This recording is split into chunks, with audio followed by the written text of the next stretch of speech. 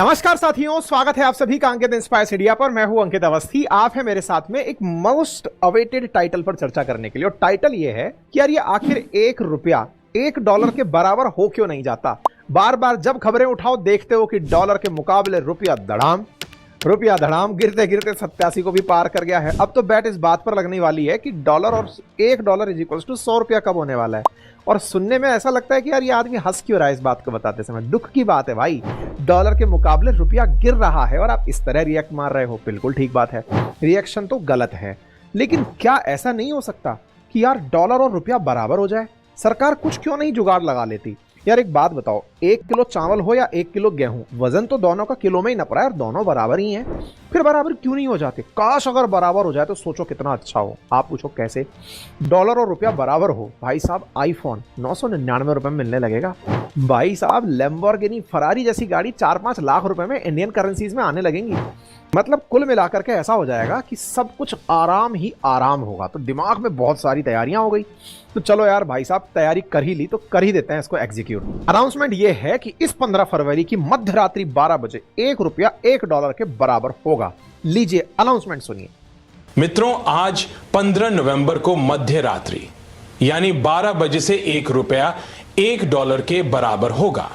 लेकिन जितना इजी तरीके से मैंने आपको बोल दिया, ऐसे अगर होने लगता फिर तो पूछिए नहीं क्या क्या हो जाता। साथियों, 10 साल पहले देश के प्रधानमंत्री ने कहा था, ये ऐसे नहीं होता मित्रों।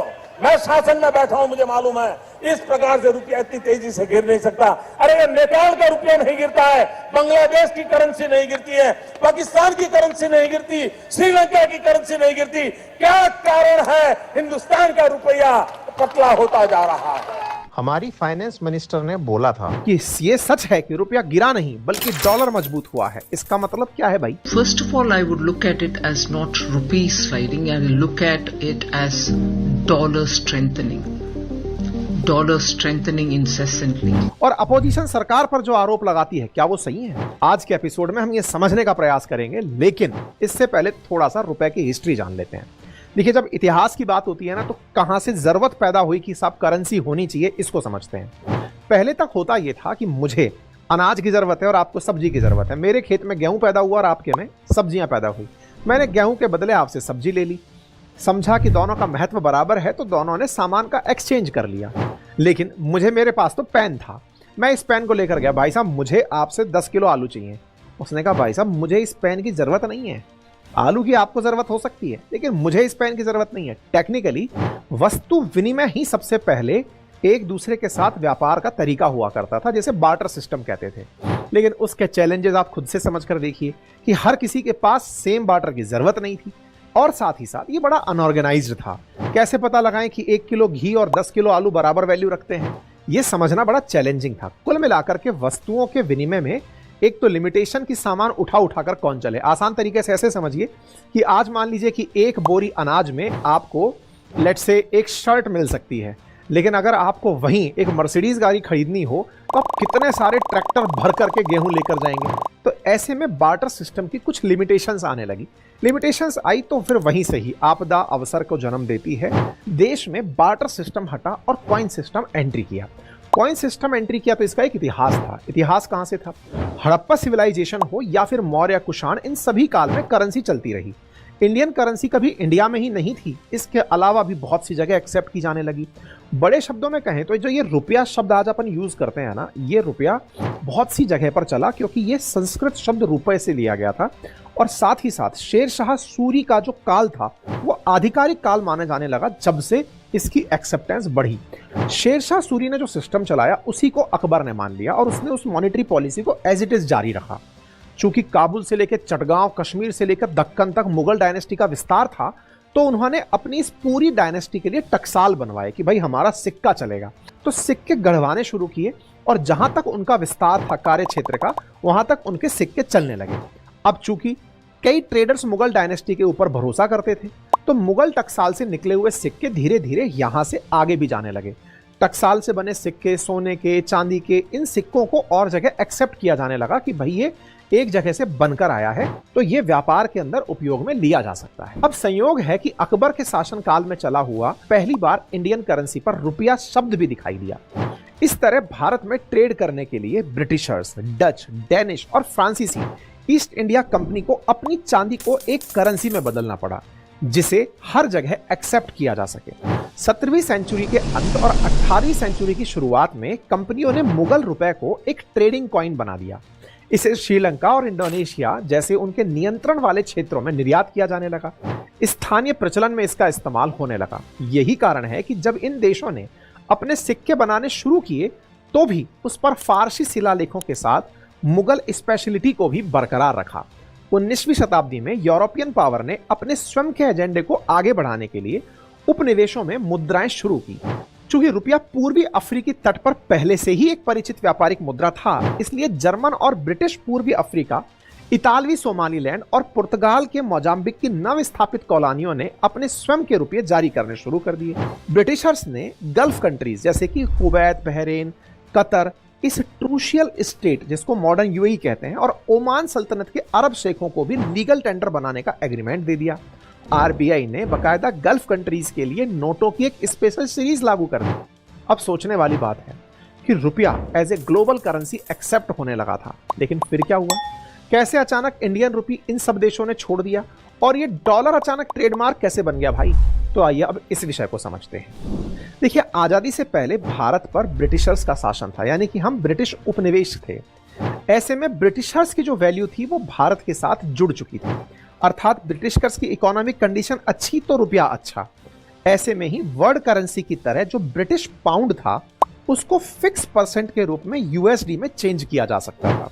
ब्रिटिशर्स उस समय पाउंड चलाते थे, जबकि अमेरिकी जो डॉलर था वो रुपए से जोड़ा हुआ था कि भाई $1 इतने गोल्ड के बराबर, यानी कि आप डॉलर लेकर गए और उसके बदले में गोल्ड लेकर आ गए। 1930 के दशक में जब महामंदी आई तो वर्ल्ड इकोनॉमी पूरी तरह तहस नहस हो गई। भारत की अर्थव्यवस्था को भी उसका असर झेलना पड़ा। उपनिवेश होने के कारण इसे दोहरी मार झेलनी पड़ी। किस किस की? एक तो सेकेंड वर्ल्ड वॉर और फिर वर्ल्ड इकोनॉमी को बड़ा झटका। भाई 1944 में एक वर्ल्ड समिट हुई जिसका नाम रखा गया ब्रेटन वुड सम्मेलन। उस समय यूएस इकोनॉमी दुनिया की सबसे बड़ी इकोनॉमी बन चुकी थी, तो यूएस ने खुद को सुपर पावर के रूप में इस्टेब्लिश कर लिया। वहीं यूएस की करेंसी जो गोल्ड के अगेंस्ट पैक्ड कर दी गई थी कि भाई इतने डॉलर में इतना गोल्ड मिलेगा, उसने अपनी करेंसी को पूरी तरह कह दिया कि चाहे डॉलर लो या गोल्ड लो, बात एक ही है। ब्रिटिश पाउंड भी अब डॉलर से पैग हो गया कि साहब ब्रिटिश पाउंड से आप डॉलर परचेज कर सकते हो। तो देखो, हम ब्रिटिश पाउंड से, ब्रिटिश पाउंड डॉलर से, डॉलर गोल्ड से, तो ऑटोमेटिकली गोल्ड के बाद जो सबसे प्रीशियस एलिमेंट बचा वो डॉलर था। इस तरह से भारत की करेंसी ब्रिटिश पाउंड से होते हुए डॉलर से कनेक्ट हो गई। हालत यह हो गई कि एक पाउंड बराबर था 13.37 रुपए के 1947 में, जबकि $1 4.16 रुपए के बराबर था। मतलब एक तरीके से पाउंड ज्यादा महंगा था डॉलर के मुकाबले। चलो साहब कोई बात नहीं, फिर भी ये कहने लायक रेट तो है, $1 = 4 रुपए। लेकिन शुरुआत में से ये बराबर नहीं थे। तो फिर बड़ा सवाल ये बनता है कि अल्टीमेटली कोई भी देश अपनी करेंसी की वैल्यू को गिराता क्यों है? वो कौन से फैक्टर हैं जो ये डिसाइड करते हैं कि $1 कितने रुपए के बराबर होगा, या $1 कितने पाउंड के बराबर या यूरो के बराबर होगा? दुनिया में यूएन के अंदर 193 कंट्रीज हैं और उनकी अपनी करेंसीज भी हैं। ऐसे में अमेरिका की करेंसी डॉलर है, लेकिन हमारी तो अपनी करेंसी है। डॉलर के मुकाबले रुपया कितना मजबूत होगा, इसे समझने के लिए हम आपको कुछ बेसिक उदाहरण लेंगे। लेकिन यह जरूर समझा देते हैं कि अगर मुझे डॉलर को रुपए में कन्वर्ट करना है कि $1 इतने रुपए के बराबर है, तो इस दर को हम एक्सचेंज रेट कहते हैं। दुनिया में ये जो एक्सचेंज रेट है ये 3 तरह की होती है। एक होती है floating and managed exchange rate, दूसरी प्रकार की जो एक्सचेंज रेट होती है वो होती है फिक्स एक्सचेंज रेट, और तीसरी प्योर मैनेज्ड होती है। तो फ्लोटिंग, फिक्स और मैनेज्ड, अब हम तीनों को समझेंगे, लेकिन उससे पहले थोड़ा सा रुपए की वैल्यू डॉलर के बराबर क्यों नहीं होती है उसके लिए एक उदाहरण समझते हैं। मान लीजिए 2 देश थे, एक का नाम X था, एक का नाम Y था। आपने इन दोनों को शुरुआत में 100 रुपए दिया कि भाई मेरे देश में रुपया चलता है, आप 100 रुपए रखिए, आप 100 रुपए रखिए। दोनों से कहा जाओ बेटा इस 100 रुपए से कुछ बढ़िया बना कर लाओ। X देश गया, उसने 100 रुपए में 100 आम के पौधे लगा दिए। Y देश भी गया, उसने भी 100 रुपए में 100 आम के पौधे लगा दिए। तो उन्होंने बढ़िया कर लिया। अभी भी X और Y बराबर जगह खड़े हैं, लेकिन Y तेजू निकला। उसने भाई साहब अगली बार इस आम की निकली हुई गुठलियों से फिर और आम के पौधे लगा दिए। इधर X वाले इन आमों को बेचकर खाकर सुख लेने लगे। इनके आम खत्म होने लगे, उनके आम बढ़ने लगे। तो टेक्निकली मिले 100 रुपए ही थे। इन भाई साहब ने आम से आम बनाए और ये आम खा के गुठलियों के दाम भी नहीं वसूल पाए। उधर वाई और तेजू निकला। उस भाई साहब ने आगे चल करके उन आमों से आम का रस, आम का पना, आम का अचार, पता नहीं क्या क्या बनाना शुरू कर दिया। इनके 100 रुपए में कितना सारा सामान मिल गया। मतलब कि ये अपने आप में एक बड़ी अर्थव्यवस्था बन गए, क्योंकि इन्होंने 100 को 200 में, 200 को 400 में बदल दिया। क्योंकि अल्टीमेटली इनके पास तो 100 की 100 ही आम के पेड़ रह गए और 100 के आम पेड़ों से जितना आम निकला वो आम एज इट इज सामने खड़ा है। तो कुल मिलाकर के वाई जो है वो एक बड़ी इकोनॉमी बनता चला गया। अर्थात दोनों के मूल्य बराबर तो नहीं रहे। अर्थात ये हुआ कि धन की वैल्यू बराबर होने के लिए आवश्यक है कि उस धन से जुड़े हुए जो वस्तु हैं उनकी वैल्यू कितनी है। अर्थात उस धन से यानी उस कंट्री के अंदर जो सामान है उसकी वैल्यू कितनी है। इस आधार पर तय होता है करेंसीज का पहला कंपैरिजन कि अगर इंडिया में किसी के पास 1 लाख रुपए हैं तो क्या वो 1 लाख रुपए में इतने सामान खरीद सकता है जितने अमेरिका में खरीद सके, या फिर अमेरिकी 1 लाख डॉलर में वो उतने सामान खरीद सकता है। इस तरह से दोनों वस्तुओं के भाव तय होते हैं। पहला आधार ये होता है। ऐसे ही इस काम को फिक्स रखने के लिए तो अब जिन जिन कंट्रीज के बीच में ये अंतर पैदा होता चला जाता है कि भाई मेरे 1 रुपए में इतना माल मिल सकता है, इनके 1 रुपए में इतना सा ही माल मिलता है। इसका मतलब इन दोनों के रुपयों में अंतर आ चुका है। इस अंतर को अगर बाजार में उत्पादित हुए वस्तुओं से ही मैनेज देखा जाए तो इसे फ्लोटिंग एक्सचेंज रेट कहा जाता है। आज $1 के मुकाबले रुपया गिरता जा रहा है। इसका अर्थ यह हुआ कि डॉलर लगातार मजबूत हो रहा है। मतलब डॉलर से लोगों का रुझान जुड़ रहा है और रुपए से रुझान घट रहा है। रुपए में वो नहीं हो सकता जो डॉलर में हो सकता है। डॉलर की एक्सेप्टेंस बढ़ रही है। अमेरिकी इकोनॉमी मजबूत हो रही है। अमेरिका के अंदर पैसा बढ़ रहा है। जिनके पास डॉलर है वो मालामाल हो रहे हैं। इस तरीके की जो धारणा है ये सबसे पहला इंप्रेशन है। तो ये वाली जो एक्सचेंज रेट है ये फ्लोटिंग एक्सचेंज रेट कहलाती है। ठीक है साहब। दूसरी प्रकार की एक्सचेंज रेट होती है और वो होती है फिक्स एक्सचेंज रेट, जिसमें कोई कंट्री खुद से डिसाइड कर लेती है कि भाई मेरा तो 1 रुपया इतने का ही बिकेगा या फिर मैं इतने डॉलर में 1 रुपया ही दूंगा। ये डिसाइड करने वाले लोग अपनी तरफ से तो डिसाइड कर लेते हैं। आप कहेंगे कोई ऐसा देश है क्या? बिल्कुल है। बहरीन है, हांगकांग है, इराक है, सऊदी है।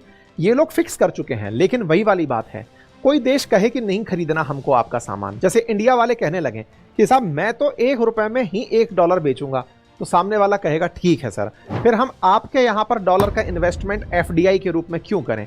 आपके यहां आने का बड़ा कारण यह था कि हमें आपके यहां लेबर सस्ती मिल जाती थी, जमीन सस्ती मिल जाती थी, काम करना जल्दी आसान हो जाता था, इसलिए हम यहां पर आए। आपके यहां पैसा क्यों लगाएं? हम तो अपने यहां जा रहे हैं। इसका मतलब फिक्स एक्सचेंज रेट वाले इकोनॉमी तुलनात्मक रूप से FDI प्राप्त नहीं करती। दुनिया के देश वहां पर आना पसंद नहीं करते। यही कारण है कि भारत ने अपने यहां पर एक्सचेंज रेट्स को बार बार बदला है। अपनी करेंसी को खुद से डिवैल्यूएट किया है। किसी से कहे बिना ही हमने खुद से गिराया है कि भाई सुनो, डॉलर के मुकाबले रुपया कमजोर मान लो और अपने डॉलर को हमारे देश में इन्वेस्ट करने लेकर आओ। भारत ने 1949 में, 1966 में, 1991 में खुद से रुपए को गिराया है। रुपए को गिराया है मतलब कि साहब $1 में हम इतना रुपया कर लेंगे। ऐसा क्यों? ताकि जिनके पास डॉलर है उन्हें लगे कि इंडिया सस्ता है, चलो यहां पर निवेश करते हैं। और हुआ भी यही। हम क्राइसिस के टाइम में जब फंसे तब हमें डॉलर की जरूरत पड़ी। अब बड़ा सवाल, हमें डॉलर की जरूरत पड़ती क्यों है? क्योंकि दुनिया में डॉलर चलता है। आप रुपए से पेमेंट क्यों नहीं कर लेते? क्योंकि आपके रुपए से दूसरे देश को कुछ और मिल नहीं रहा ना। ये वही वाली बात हो गई जो बार्टर सिस्टम के समय मैंने की थी। उदाहरण के लिए, आज आपने सऊदी से तेल खरीदा और उसको रुपए पकड़ा दिए कि सर ये लो, हमको तेल चाहिए था, आप रुपए ले लो। अब सऊदी ने कहा सर मैं इस रुपए का करूं क्या? आपने कहा कि आप अमेरिका से आईफोन मंगवा लो। अमेरिका ने कहा मैं मानता ही नहीं हूं इसको रुपया, मैं इसको करेंसी मानता ही नहीं हूं। आपने कहा कि हम नाराज हो जाएंगे। बोले हो जाओ, आपको भी मेरी जरूरत है, इसको भी मेरी जरूरत है, तो मैं ज्यादा बड़े सेपर हूं ना, क्योंकि मैं बड़ी अर्थव्यवस्था हूं। भैया इतना कितनी बड़ी अर्थव्यवस्था है भाई? वो $29 ट्रिलियन पर बैठा है, हम $3.5 ट्रिलियन पर बैठे हैं। वो डेवलप्ड इकोनॉमी है, 30-35 करोड़ पॉपुलेशन लेकर बैठा है, हम 145 करोड़ की पॉपुलेशन लेकर बैठे हैं। हमारे यहां पर इतनी ज्यादा विषमताएं हैं, वो सब कुछ डेवलपमेंट की तरफ ले जा चुका है। इसका मतलब हम मुकाबले में कहीं नहीं खड़े। जब नहीं खड़े तो उसकी मर्जी चल रही है, मतलब मैं तो डॉलर ही लूंगा। तो फिर सऊदी आपसे बोला सर, वो सामने वाले ने कहा है कि वो डॉलर ही लेगा, वो रुपया ले नहीं रहा है।